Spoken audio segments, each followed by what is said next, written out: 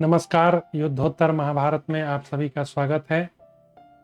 आज की कथा का प्रारंभ होता है युधिष्ठिर के पूछने पर भीष्म के द्वारा राजधर्म का वर्णन, राजा के लिए पुरुषार्थ, सत्य की आवश्यकता, ब्राह्मणों की अदंडनीयता, राजा की परिहासशीलता और मृदुता से प्रकट होने वाले दोष। भीष्म जी युधिष्ठिर को ज्ञान दे रहे हैं और कथा और कहानियों के माध्यम से यह ज्ञान जो है वे वितरित करेंगे। वैशंपायन जी कहते हैं, जन्मेजय, भगवान श्री कृष्ण और भीष्म को प्रणाम करके युधिष्ठिर ने समस्त गुरुजनों की अनुमति ले इस प्रकार प्रश्न किया। पहली बार युधिष्ठिर जो है पितामह के समक्ष बोलने का साहस किए, जब उनको पूरी तरह से आश्वासन दे दिया गया कि आप प्रश्न पूछिए, तो युधिष्ठिर बोले, पितामह, धर्मज्ञ विद्वानों की मान्यता है कि राजाओं का धर्म श्रेष्ठ है। मैं इसे बहुत बड़ा भार मानता हूँ। अतः भूपाल, आप मुझे राजधर्म का उपदेश कीजिए। राजा का क्या धर्म है उसके बारे में बताइए। पितामह, राजधर्म संपूर्ण जीव जगत का परम आश्रय है। अतः आप राजधर्म का ही विशेष रूप से वर्णन कीजिए। बहुत महत्वपूर्ण जो है यह प्रश्न है। किसी भी देश में यदि राजा न्याय नहीं करता हो, न्यायपूर्वक शासन नहीं चलाता हो, तो उस देश में अराजकता फैल जाती है और अराजकता फैलने से समाज में व्यवस्था गड़बड़ा जाती है और इस तरह से सब अपने मनमाना ढंग से जीवन जीने लगते हैं। उससे पूरी अर्थव्यवस्था चरमरा जाती है। इसलिए किसी भी देश का विकास एक राजा जो राज करता है उसका सत्यवादी होना, धर्मपरायण होना, न्यायपूर्वक देश का शासन करना उसके लिए परम आवश्यक है। तो यही प्रश्न पूछ रहे हैं कि यह तो बहुत ही कठिन धर्म है, राजधर्म। कहते हैं कुरुनंदन, राजा के धर्मों में धर्म, अर्थ, काम तीनों का समावेश है और स्पष्ट है कि संपूर्ण मोक्ष धर्म भी राजधर्म में निहित है। मतलब बता रहे हैं ऐसा मार्ग है कि सही से यदि कोई राजा राज करता है तो वह मोक्ष का अधिकारी हो जाता है। जैसे घोड़ों को काबू में रखने के लिए लगाम, हाथी को वश में रखने के लिए अंकुश, उसी प्रकार समस्त संसार को मर्यादा के भीतर रखने के लिए राजधर्म आवश्यक है। वह उसके लिए प्राग्रह अर्थात उसको नियंत्रित करने में समर्थ माना गया है। किसी भी राजा को जो है न्याय पूर्वक राजकाज शासन चलाने के लिए जरूरी है कि वह कानून व्यवस्था को ठीक रखे। तो कानून व्यवस्था ठीक होगी तो सब लोग कानून से डरेंगे और इस तरह से सब अपने अपने कर्तव्य को पहचानेंगे और करेंगे और देश जो है अच्छे ढंग से चलेगा। प्राचीन राजर्षियों द्वारा सेवित उस राजधर्म में यदि राजा मोह वश प्रमाद कर बैठे तो संसार की व्यवस्था बिगड़ जाए। राजा जो है प्रजा की भलाई ना करके अपने परिवार की भलाई शुरू कर दे। जैसा कुछ राज्यों में, भारत के कुछ राज्यों में, कुछ स्टेट में देखने को मिलता है कि वहाँ पहले जो राजा थे, जो भी मुख्यमंत्री आज के समय में होते हैं, तो राजा तो अब रह नहीं गए, लेकिन मुख्यमंत्री है उसके हाथ में पूरा पावर होता है। तो देखा गया कि पास्ट में बहुत सारे ऐसे मुख्यमंत्री हुए जो अपने परिवार के भलाई में लग गए। राज और प्रजा इनकी भलाई में न लग के अपने परिवार का कल्याण करने लगे। तो ऐसे राजा को क्या कहा जाएगा? प्रमादी राजा, मोह के वशीभूत राजा, क्योंकि उसका कर्तव्य है अपनी प्रजा को संतान के रूप में देखे, सबके कल्याण हेतु जो है कार्य करे। तो वैसे राजा को प्रमादी राजा कहेंगे। जो भी अपने परिवार के कल्याण में लग जाता है वो प्रमादी राजा है। जैसे सूर्यदेव उदय होते ही घोर अंधकार का नाश कर देते हैं, उसी प्रकार राजधर्म मनुष्यों के अशुभ आचरणों का, जो उन्हें पुण्य लोकों से वंचित कर देते हैं, निवारण करता है। अतः भरतश्रेष्ठ पितामह, आप सबसे पहले मेरे लिए राजधर्म का वर्णन कीजिए, क्योंकि आप धर्मात्माओं में श्रेष्ठ हैं। परंतप पितामह, हम सब लोगों को आपसे ही शास्त्रों के उत्तम सिद्धांत का ज्ञान हो सकता है। भगवान श्री कृष्ण भी आपकी ही बुद्धि में सर्वश्रेष्ठ मानते हैं। भगवान जो है वो अप्रूव किए हैं, तो आप श्रेष्ठ हैं, आप ही इसका मुझे जो है ज्ञान दीजिए। तो पितामह ने कहा, महान धर्म को नमस्कार है, विश्वविधाता भगवान कृष्ण को नमस्कार है। अब मैं ब्राह्मणों को नमस्कार करके सनातन धर्मों का वर्णन आरंभ करूंगा। आप तुलसीकृत रामायण पढ़ेंगे तो उसमें भी पाएंगे कि तुलसीदास पहले भगवान गणेश का वंदना किए हैं, फिर भगवान के भक्तों का वंदना किए हैं, फिर जो है वो ब्राह्मणों का वंदना किए हैं। और यहाँ तक वे बता दिए कि पूरा संसार ही सीताराम में है, सिया राम में सब जग जानी, तो करहूँ प्राण प्रणाम जोरि जुग पानी। तुलसीदास कहते हैं मैं पूरे जगत को सिया राम जान के दुष्ट से दुष्ट को भी जो है वो प्रणाम करते हैं, क्योंकि सब में ईश्वर का अंश तो है ही। क्योंकि भगवान श्री कृष्ण गीता में बोलते हैं, ममई वामसो जीव लोके जीव भूत सनातन मनस्थानी इंद्रियानी प्रकृति स्थानी कर सती। तो बोलते हैं कि सभी जीव में जो है मेरा अंश है, लेकिन ये जीव जो है इंद्रियों के वशीभूत हुआ, दे आर स्ट्रगलिंग, वो इस संसार से संघर्ष कर रहा है। तो इसलिए यहाँ पे पितामह जो है पहले धर्म को नमस्कार करते हैं।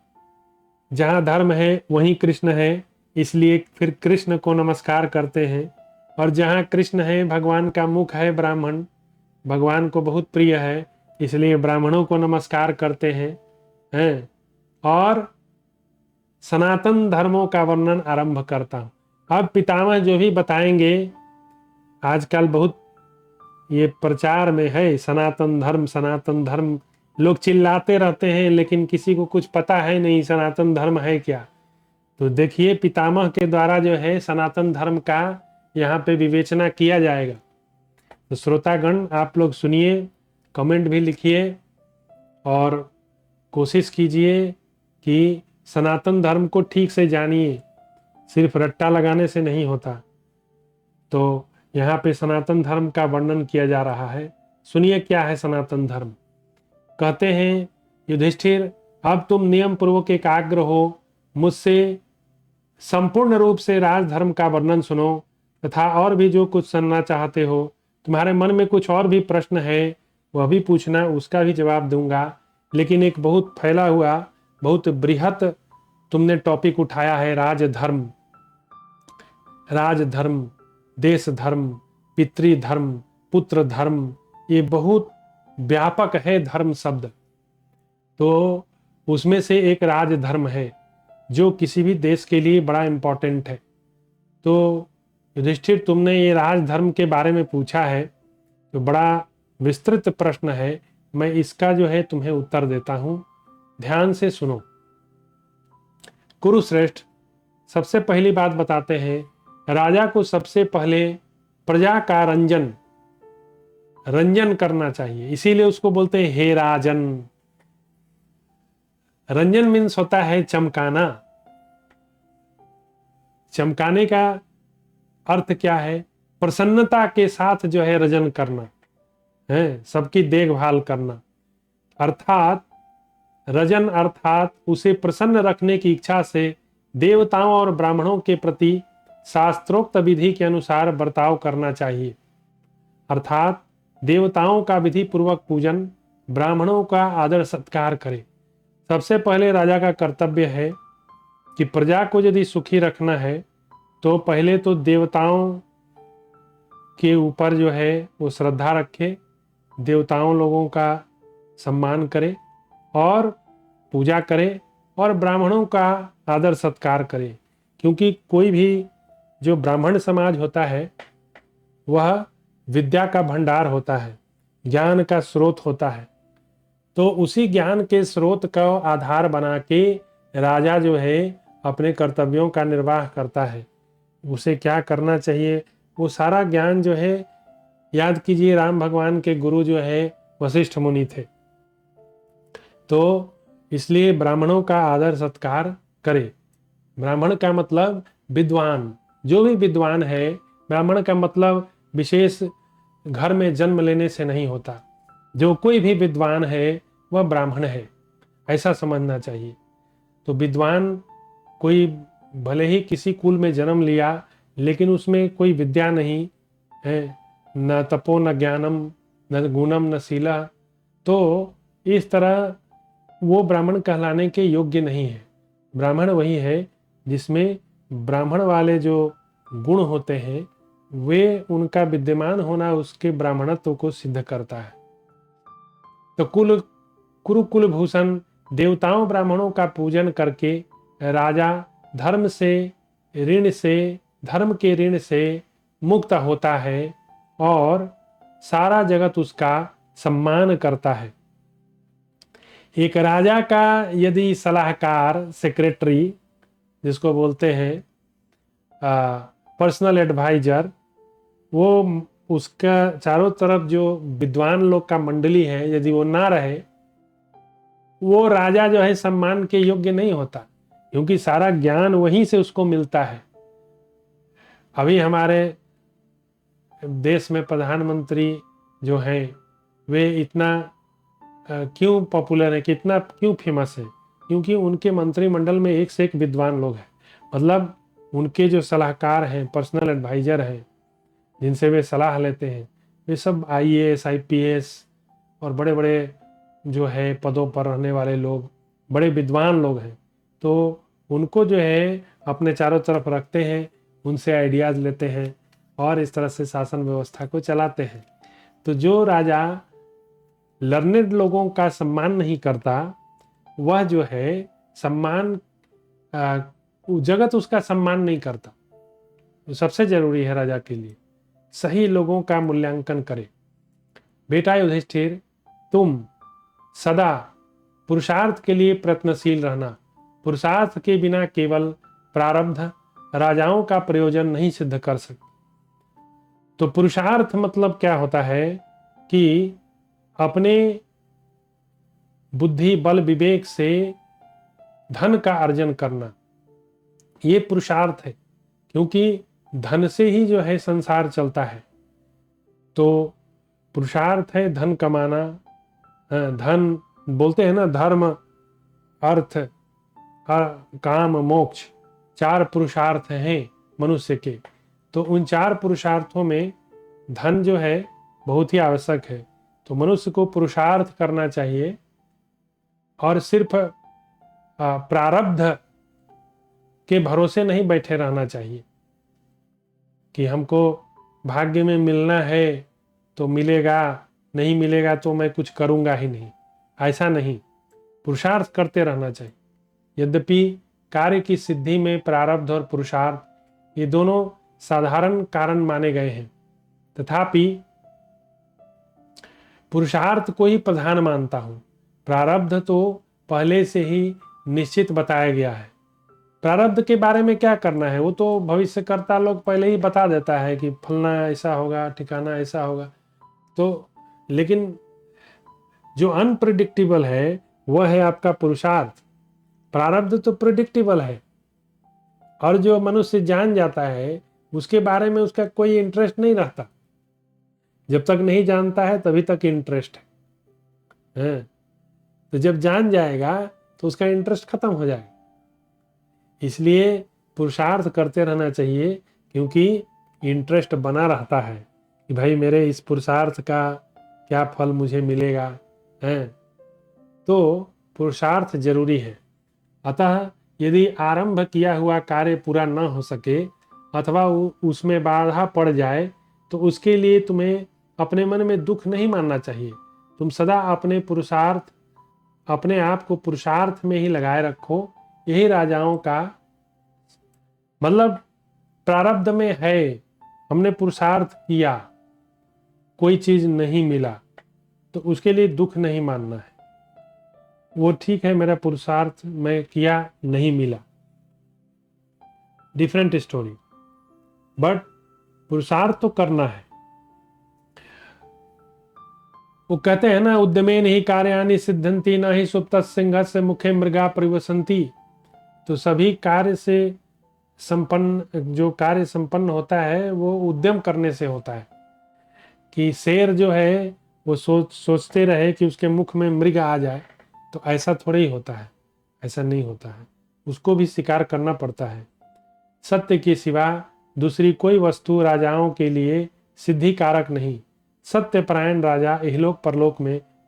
तो राजा का दूसरा कैरेक्टर है, पहले तो वो देवताओं ब्राह्मणों का आदर करे, दूसरा पुरुषार्थ करे, और तीसरा जो है वह सत्य के मार्ग पर चले। राजेंद्र, ऋषियों के लिए भी सत्य परम धन है। इसी प्रकार राजाओं के लिए सत्य से बढ़कर दूसरा कोई साधन नहीं। जो राजा गुणवान, शीलवान, मन और इंद्रियों को संयम में रखने वाला, कोमल स्वभाव, धर्मपरायण, जितेंद्रिय, देखने में प्रसन्न मुख, बहुत देने वाला उदार चित्त, वह कभी राज्य लक्ष्मी से भ्रष्ट नहीं होता। तो जिस राजा के पास ये सब गुण हैं, कि शीलवान हो, गुणवान हो, इंद्रियों को संयम में रखे, जितेंद्रिय हो, धर्मपरायण हो, प्रसन्न मुख हो, उससे राज्य लक्ष्मी कभी भ्रष्ट नहीं होती, उस पर लक्ष्मी की कृपा बनी रहती है। कुरुनंदन, तुम सभी कार्यों में सरलता कोमलता का अवलंबन करना, परंतु नीति शास्त्र की आलोचना से यह ज्ञात होता है कि अपने छिद्र, अपनी मंत्रणा तथा अपने कार्य कौशल, इन तीनों बातों को गुप्त रखने में सरलता का अवलंबन करना उचित नहीं है। बहुत इंपॉर्टेंट। क्या क्या करने से प्रोहिबिट कर रहे हैं, क्या बोल रहे हैं कि अपना छिद्र, आप में कोई कमजोरी है उसको पहचानिए। अपनी मंत्रणा, आपका कोई गुप्त बात है, आप में कोई कमजोरी है, आप में कोई गुप्त बात है, और आप कोई स्पेशल कला कौशल जानते हैं। इन तीन बातों को गुप्त रखने में सरलता का अवलंबन करना उचित नहीं। इसमें बिल्कुल कठोरता से आप जो है नियम को फॉलो कीजिए।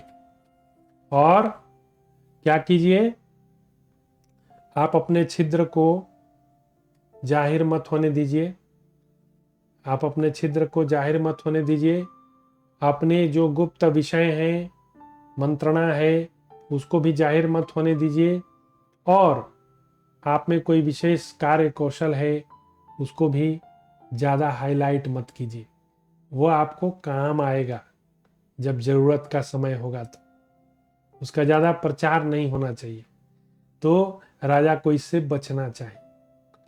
जो राजा सदा सब प्रकार से कोमलतापूर्वक बर्ताव करने वाला होता है, उसकी आज्ञा का लोग उल्लंघन कर जाते हैं, बहुत लिबरल समझ लेते हैं राजा को।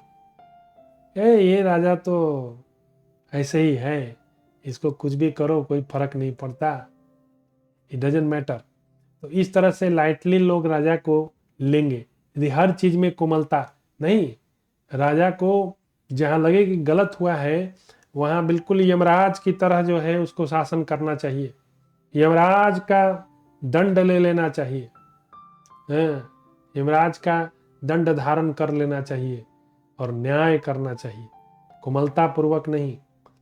उसकी आज्ञा का लोग उल्लंघन कर जाते हैं और कठोर बर्ताव करने से भी सब लोग उद्विग्न हो उठते हैं। तथा तुम आवश्यकता अनुसार कठोरता और कोमलता दोनों का अवलंबन करो। तुम बीच का मार्ग अपनाओ, ना बहुत र्यूड हो जाओ, ना बहुत लिबरल हो जाओ, दोनों के बीच का मार्ग अपनाओ। दाताओं में श्रेष्ठ बेटा पांडु कुमार युधिष्ठिर, तुम्हें ब्राह्मणों को कभी दंड नहीं देना चाहिए, क्योंकि संसार में ब्राह्मण सर्वश्रेष्ठ प्राणी है। ब्राह्मण जो है वह दंडनीय नहीं है, उसको दंड नहीं दिया जा सकता। कुरुनंदन मनु ने अपने धर्मशास्त्र में 2 श्लोक का गान किया है। तुम उन दोनों को अपने हृदय में मनु के बारे में बता रहे हैं। मनु महाराज क्या बोले हैं? अग्नि जल से, क्षत्रिय ब्राह्मण से और लोहा पत्थर से प्रकट हुआ है। अग्नि कहाँ से पैदा हुआ है? जल से। अग्नि जल से पैदा हुआ है। और क्षत्रिय कहाँ से पैदा हुआ है? ब्राह्मणों से पैदा हुआ है। ये मैं पहले भी कई बार बता चुका हूँ। हमारा ओरिजिन जो है ब्रह्मा जी से है, उनसे 7 ऋषि प्रकट हुए, उसमें एक मरीचि हुए। मरीचि के पुत्र जो है वे कश्यप हुए, और कश्यप ने जो है बहुत सारी कन्याओं से विवाह किया दक्ष की, और उसी से जो है दिति से जो है दानव पैदा हुए, और दिति से देवता। तो इसलिए क्षत्रिय ब्राह्मण से पैदा हुआ है, और लोहा जो है वो पत्थर से ही प्रकट हुआ है। इनका तेज अन्य सब स्थानों पर तो अपना प्रभाव दिखाता है, परंतु अपने को उत्पन्न करने वाले कारण से टक्कर लेने पर स्वयं ही शांत हो जाता है। एकदम सही बात है। अब जहाँ पे आग लगा हो उस पर पानी फेंक दीजिए, वो क्या होगा? तेजहीन हो जाएगा। ब्राह्मण के सामने क्षत्रिय ज्यादा रुआब दिखाएगा तो उसका बहुत बुरा हाल होगा। याद कीजिए विश्वामित्र और वशिष्ठ जी का प्रसंग। वशिष्ठ जी ने अपने ब्रह्म तेज से जो है विश्वामित्र की सब तपस्याओं का अपहरण कर लिया। तो क्षत्रिय का तेज ब्रह्म तेज के सामने कुछ भी नहीं है। ब्राह्मण के सामने आने से क्षत्रिय का तेज शांत हो जाता है। और पत्थर पे लोहा मारिए, पत्थर को क्या फर्क पड़ता है? कुछ भी नहीं। जब लोहा पत्थर पर चोट करता है, आग जल को नष्ट करने लगती है, क्षत्रिय ब्राह्मण से द्वेष करने लगता है, तब ये तीनों ही दुख उठाते हैं, अर्थात ये दुर्बल हो जाते हैं। याद कीजिए कार्तवीर अर्जुन क्षत्रियों का जो है राजा था महिष्मती पुरी में, और वो जो है आतताई होके ब्राह्मणों का जो है तिरस्कार करने लगा, और जमदाग्नि जी का तिरस्कार कर दिया। तो परशुराम जी कुठार लेके 21 बार जो है धरती को क्षत्रियों से विहीन कर दिए। तो ब्रह्म तेज के सामने जो है क्षत्रिय का नहीं चलता। महाराज, ऐसा सोचकर तुम्हें ब्राह्मणों को नमस्कार करना चाहिए, क्योंकि वे श्रेष्ठ ब्राह्मण पूजित होने पर भूतल के ब्रह्म को अर्थात वेद को धारण करते हैं। आज भी हम लोग के घर में जो भी अनुष्ठान होता है, यज्ञ होता है, बिना ब्राह्मणों के नहीं हो सकता है। आप कितना भी ब्राह्मणों से हेट कर लीजिए, लेकिन उससे कुछ नहीं होने वाला है। आप स्वयं तो कर नहीं सकते। जो वो लोग कराते हैं अनुष्ठान, तो उनका रेस्पेक्ट तो बनता ही है। उनका समाज में बहुत बड़ा योगदान है, उनका तो रेस्पेक्ट करना ही चाहिए। नरेश, इस विषय में 2 श्लोक प्रसिद्ध है, पूर्व काल में शुक्राचार्य ने गाया था। क्या गाया था? तुम एकाग्रचित होकर सुनो। वेदांत का पारंगत विद्वान ब्राह्मण क्यों न हो, यदि वह शस्त्र उठाकर युद्ध में सामना करने के लिए आ रहा हो, तो धर्म पालन की इच्छा रखने वाले राजा को अपने धर्म के अनुसार ही युद्ध करके उसे कैद कर लेना चाहिए, मारना नहीं चाहिए। जो राजा उसके द्वारा नष्ट होते हुए धर्म की रक्षा करता है वह धर्मज्ञ है, अतः उसे मारने से वह धर्म का नाशक नहीं माना जाता। वास्तव में क्रोध ही उनके क्रोध से टक्कर लेता है। नृपश्रेष्ठ, यह सब होने पर भी ब्राह्मणों की तो सदा रक्षा करनी चाहिए। यदि उनके द्वारा अपराध बन जाए तो उन्हें प्राण दंड न देकर राज्य की सीमा के बाहर छोड़ दीजिए। दूसरे तरह का जो है उसको आप सजा दीजिए, उसको प्राण दंड मत दीजिए, क्योंकि वो ब्रह्म हत्या हो जाएगा, वो ब्रह्म राक्षस बन जाएगा। इसलिए उसको देश निकाला दे दीजिए, दूसरे तरह का दंड दीजिए, आर्थिक दंड दे दीजिए, लेकिन प्राण दंड ब्राह्मण के लिए नहीं है, वर्जित है। प्रजानाथ, इनमें से कोई कलंकित हो तो भी उस पर कृपा करनी चाहिए। ब्रह्म हत्या, गुरु पत्नी गमन, भ्रूण हत्या, राजद्रोह का अपराध होने पर भी ब्राह्मण को देश से निकाल देने का विधान है। उसे शारीरिक दंड नहीं देना चाहिए। Very important. जो मनुष्य ब्राह्मणों के प्रति भक्ति रखते हैं वे सबके प्रिय हैं। राजाओं के लिए ब्राह्मण के भक्तों का संग्रह करने से बढ़कर दूसरा कोई कोष नहीं है। महाराज, मरु, जल रहित भूमि, मरुभूमि बोलते हैं ना, जल, पृथ्वी, वन, पर्वत, मनुष्य, इन 6 प्रकार के दुर्गों में मानव दुर्ग ही प्रधान है। शास्त्रों के सिद्धांत को जानने वाले विद्वान उक्त सभी दुर्गों में मानव दुर्ग को अत्यंत दुर्लंघ मानते हैं। अतः विद्वान राजा को चारों वर्णों पर सदा दया करनी चाहिए। धर्मात्मा और सत्यवादी नरेश ही प्रजा को प्रसन्न रखता है। बेटा, तुम्हें सदा सब ओर क्षमाशील बने रहना चाहिए, क्योंकि क्षमाशील हाथी के समान केवल स्वभाव वाला राजा दूसरों को भयभीत न कर सकने के कारण अधर्म के प्रसार में ही सहायक होता है। महाराज, इसी बात के समर्थन में बृहस्पत्य शास्त्र का एक प्राचीन श्लोक है, सुनो। क्या है? नीच मनुष्य क्षमाशील राजा का सदा उसी प्रकार तिरस्कार करते हैं जैसे हाथी महावत उसके सिर पर ही चढ़े रहना चाहता है। समझे? जो नीच मनुष्य होता है ना, वे क्षमाशील राजा का सदा तिरस्कार करते हैं। समझते हैं कि राजा जो है क्षमाशील है, तो वे उसको वैल्यू नहीं देते। तो जैसे बसंत ऋतु का तेजस्वी सूर्य न तो अधिक ठंडक पहुंचाता है न कड़ी धूप, उसी प्रकार राजा को ना तो बहुत कोमल होना चाहिए ना बहुत कठोर, बीच का रास्ता। महाराज, प्रत्यक्ष, अनुमान, उपमान, अताम, इन चारों प्रमाणों के द्वारा राजा अपने पराये की पहचान करनी चाहिए। प्रचुर दक्षिणा देने वाले नरेश्वर, तुम्हें सभी प्रकार के व्यसनों को त्याग देना चाहिए, परंतु साहस आदि का भी सर्वथा प्रयोग न किया जाए ऐसी बात नहीं, क्योंकि शत्रु विजयी आदि के लिए उसकी आवश्यकता है। अतः सभी प्रकार के व्यसनों की आसक्ति का परित्याग करना चाहिए। बुरे आदत से बचना चाहिए, जैसे जुआ है, पर स्त्री गमन है, शराब पीना है, मांस खाना है, इन सब व्यसनों से बचना चाहिए। व्यसनों में आसक्त राजा सदा सब लोगों के अनादर का पात्र होता है। जो भूपाल सबके प्रति अत्यंत द्वेष रखता है, वह सब लोगों को उद्वेग युक्त कर देता है। महाराज, राजा का प्रजा के साथ गर्भिणी स्त्री का सा बर्ताव होना चाहिए। राजा को अपने प्रजा को ऐसा समझना चाहिए कि वो गर्भवती स्त्री है, उसका सब लोग बहुत देखभाल करते हैं।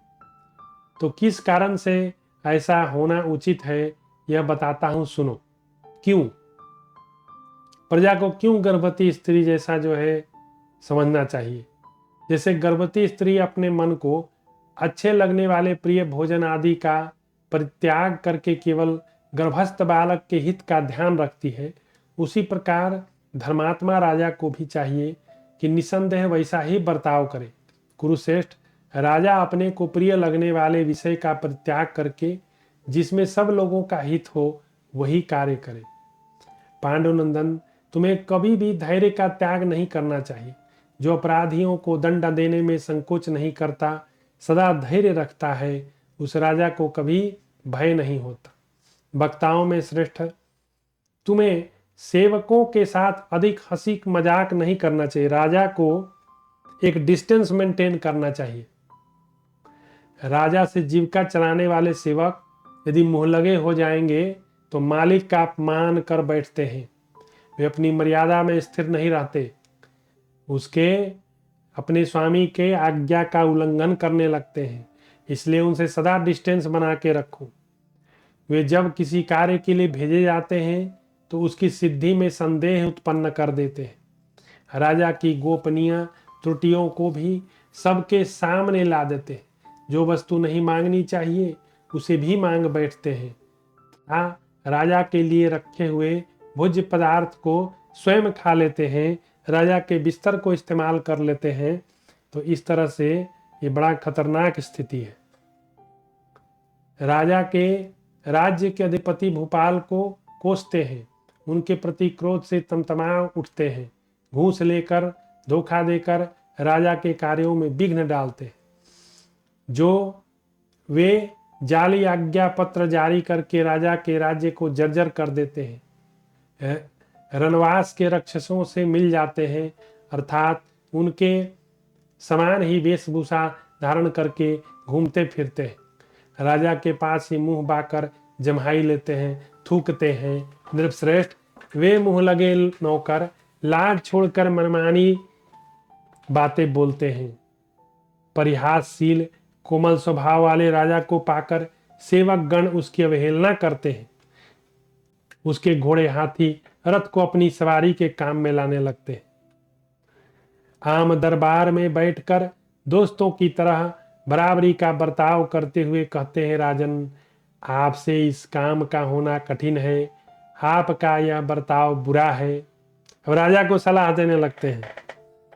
इस बात से यदि राजा कुपित हुए तो वे उन्हें देखकर हंस देते हैं और उनके द्वारा सम्मानित होने पर वे धृष्ट सेवक प्रसन्न नहीं होते।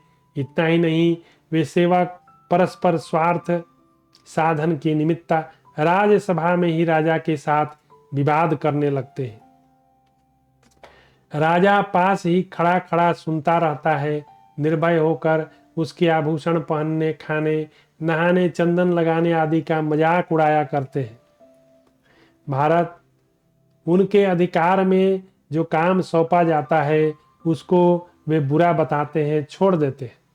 उन्हें जो वेतन दिया जाता है उससे वे संतुष्ट नहीं होते। जैसे लोग डोरे में बंधी हुई चिड़िया के साथ खेलते हैं, उसी प्रकार वे भी राजा के साथ खेलना चाहते हैं और साधारण लोगों से कहा करते हैं, राजा तो हमारा गुलाम है। युधिष्ठिर, राजा जब परिहासशील कोमल स्वभाव का हो जाता है तब ये ऊपर बताए हुए दूसरे दोष भी प्रकट होते।